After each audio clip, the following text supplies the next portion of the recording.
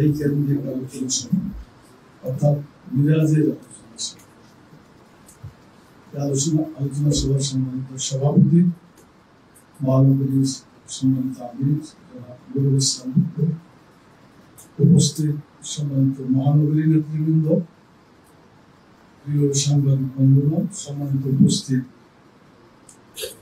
সুধী মন্ডলী, একান্ত প্রিয় ভাইয়েরা, আসসালামু আলাইকুম ওয়া রাহমাতুল্লাহ। মিরাজ শব্দটার অর্থ হলো ঊর্ধ্বগামী, আর ইসরা শব্দটার অর্থ হচ্ছে যে পৃথিবীর উপরে স্থলভাগে চলার নাম হচ্ছে ইসরা। উদাহরণ দিয়ে বলা যায় যে আপনি বিমানবন্দর পর্যন্ত ইসরা করলেন, এরপরে বিমানবন্দর থেকে ঊর্ধ্বগমন করলেন, এই যে আপনার মিরাজ। রাসূল সাল্লাল্লাহু আলাইহি সাল্লাম কে আল্লাহ তাআলা ইসরা এবং মিরাজ দুটাই করেছে। সূরা বনী ইসরাঈলের প্রথম আয়াত অনেকেই বলেছেন, সবাই কম সবাই স্পষ্টভাবে পূর্ণাঙ্গভাবে সম্ভব নয়, সংক্ষেপে বলি সুবহানাল্লাযী আসরা বিআবদিহি লাইলাম মিনাল মাসজিদিল হারামি ইলাল মাসজিদিল আকসা আল্লাযী বারাকনা হাওলাহু লিনুরিয়াহু মিন আয়াতিনা ইলা আখিরিহ। তো আল্লাহ তাআলা বলছেন যে আল্লাহ তাআলা সুবহান অর্থাৎ পবিত্র সেই সত্তা যিনি তার বান্দাকে ইসরা করিয়েছেন। কোথা থেকে কোথা? কাবা ঘর থেকে একেবারে তারা পাঠিয়েছেন রাসূলকে দিন কায়েম করার জন্য, জীবন বিধানের উপরে। মানুষের তৈরি যত মতবাদ আছে, পুঁজিবাদ, সমাজবাদ, ধর্মনিরপেক্ষতাবাদ, জাতীয়তাবাদ, মানে দুনিয়ার যত মতবাদ আছে মানব রচিত সব মতবাদের উপরে আল্লাহ তাআলার দ্বীনকে, ইসলামকে বিজয়ী করার জন্য আল্লাহ তাআলা রাসূলকে পাঠিয়েছেন।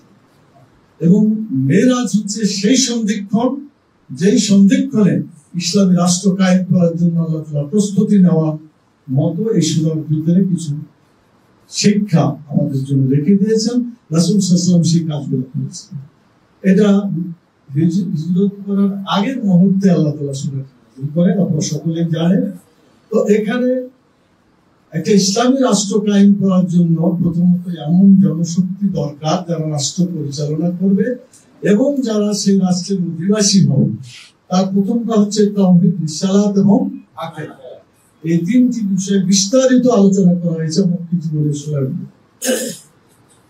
আর মাদানী জীবনে ইসলামী রাষ্ট্র প্রতিষ্ঠার জন্য মানুষের জীবনে যত আইন কানুন দরকার, বিধান দরকার, অর্থনীতি, রাজনীতি, সমাজনীতি, কালচার যত কিছু আছে সবকিছু এই সূরাগুলোর মধ্যে আছে। বনী ইসরাঈলের এই সূরাটির এক জায়গায় 14টি দফা, মানে 14টা বিষয় আলোচনা করেছে।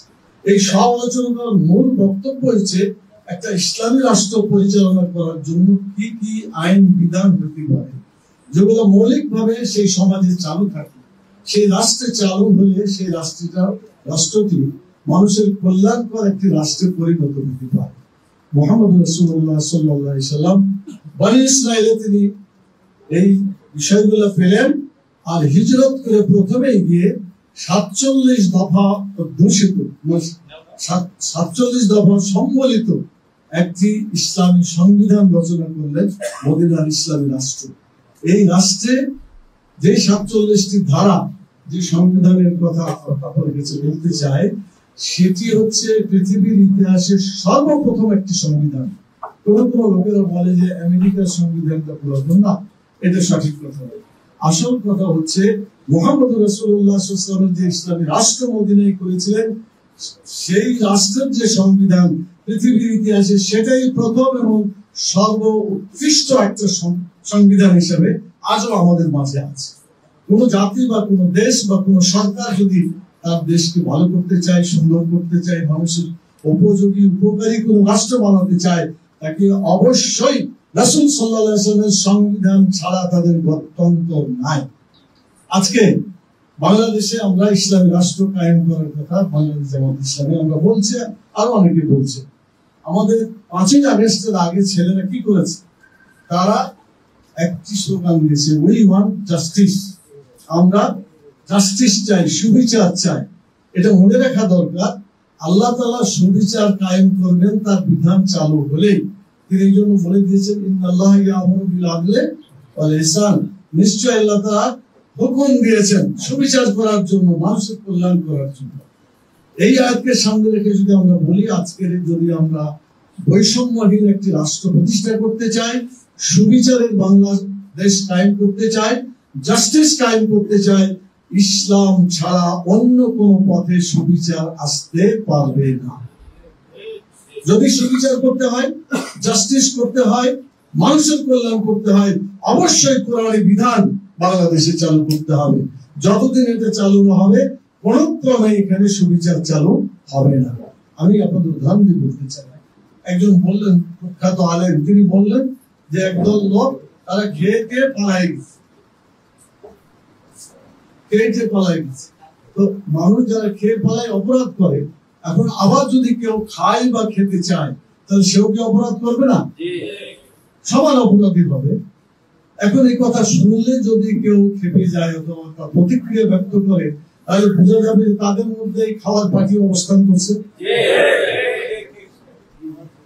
এটা যদি কেউ বুঝে যে আমাদের মাঝে আছে, প্রতিক্রিয়া ব্যক্ত না করে তাদের দল থেকে ওই সমস্ত লোকদেরকে বহিষ্কার করা, দলকে পরিষ্কার করা, দলকে সত্যিকার ভাবে শুদ্ধি অভিযান চালিয়ে সত্যিকার ভালো একটি রাজনৈতিক দল হিসেবে মানুষের কল্যাণ উপযোগী কাজ করার জন্য তাদের এগিয়ে যাওয়া দরকার।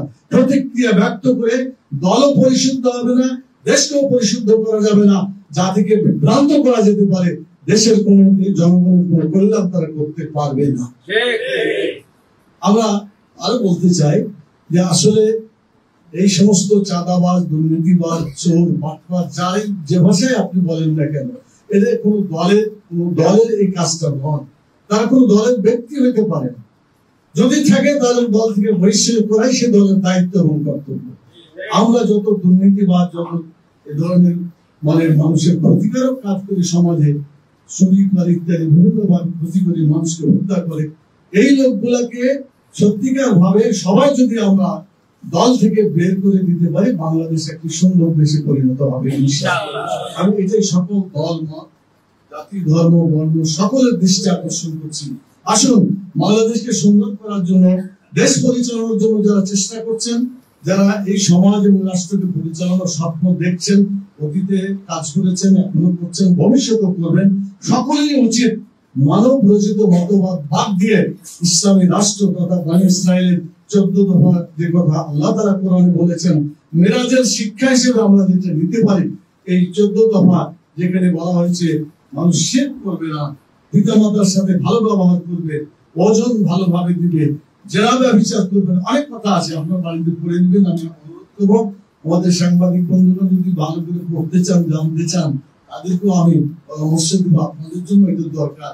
সূরা বনী ইসরাইলের বাংলা অনুবাদ আপনারা পড়ে দেখবেন, সুন্দরভাবে সে কথাগুলো বলা আছে। আমি এখন শেষ করার জন্য কয়েকটি বিষয় আপনাদের সামনে বলে শেষ করতে চাই। এখন যেটা বলতে চাই, মেরাজের একটা দৃশ্য দেখা গেছে যে একটা লোক তার শরীর মাথাকে একজন লোক পাথর দিয়ে মারছে, ভাঙছে এবং চুরিয়াত করেছে, কল্পনা করা যায় না। আজকে পত্রিকায় দুটা খবর। একটা খবর দেখা গেল যে একটা কম্বল 200 টাকার কম্বল তারা দেখাইছে 24 টাকা, কয় গুণ বেশি হলো? 12 গুণ বেশি দেখবে। আর বালিশের কথা তো আপনারা জানেন, বালিশের দামের মূল্য তো এর আগে জানেন আপনারা। এভাবে তারা করছে। তো এইভাবে আমরা দেখতে পাচ্ছি যে পতিত স্বৈরাচার যেভাবে অন্যায় জুলুম, অত্যাচার, নির্যাতন করেছে, আল্লাহ তাআলা তার শেষ পর্যন্ত ফয়সালা এটা করেছে যে তারা এদেশ থেকে পালাতে বাধ্য হয়েছে। আল্লাহ তাআলা তাদেরকে এখান থেকে বিদায় করে দিয়েছেন। আমি বিশ্বাস করি কোরআনের আইন যদি আমাদের বাংলাদেশে আসে, বাংলাদেশের যত জালেম আছে সব জালেম পালাতে বাধ্য হবে ইনশাআল্লাহ। জুলুমের হাত থেকে আমরা রক্ষা পাবো ইনশাআল্লাহ। এজন্য আসুন মিরাজের শিক্ষা, আল কোরআনের আইন চালু করতে হবে। আল কোরআনের আইন চালু হলেই মানুষ কল্যাণ লাভ করতে পারবে। চুরি থেকে, জেনা থেকে, ব্যভিচার থেকে জাতিকে মুক্ত করতে হলে, বৈষম্যহীন সমাজ গড়তে হলে কোরআনের বিধান ছাড়া অন্য কোনো উপায় আমাদের সামনে নাই। মেরাজের শিক্ষা এটাই আমাদেরকে দিয়ে যাচ্ছে। আমরা রাসূল সাল্লাল্লাহু আলাইহি ওয়াসাল্লামের মতো কোরআন এবং সুন্নাহ অনুযায়ী একটি ইসলামী রাষ্ট্র, একটি জনকল্যাণমূলক রাষ্ট্র বাংলাদেশকে করতে চায়। এই বাংলাদেশকে করার জন্য আপনারা কি তৈরি আছেন? ইনশাআল্লাহ। অনেক বেশি ত্যাগ স্বীকার করে হলেও এই সুযোগে বাংলাদেশকে একটি ইসলামী রাষ্ট্র প্রতিষ্ঠার জন্য আমাদের চূড়ান্ত সংগ্রাম চালিয়ে যেতে হবে। আমরা হয় বিজয়ী হব, নয় শহীদ হব। বাংলাদেশকে ইসলামী রাষ্ট্র করবই করবো ইনশাআল্লাহ। এই শপথ এবং এই সিদ্ধান্ত মেরাজের শিক্ষা হোক আমাদের জীবনে। এ কথা বলে আপনাদের অসংখ্য ধন্যবাদ জানিয়ে মহানগরীকে সংগঠন আমাকে কথা বলার সুযোগ করে দিয়ে তাদেরকে ধন্যবাদ জানিয়ে আমার কথা এখানে শেষ করছি।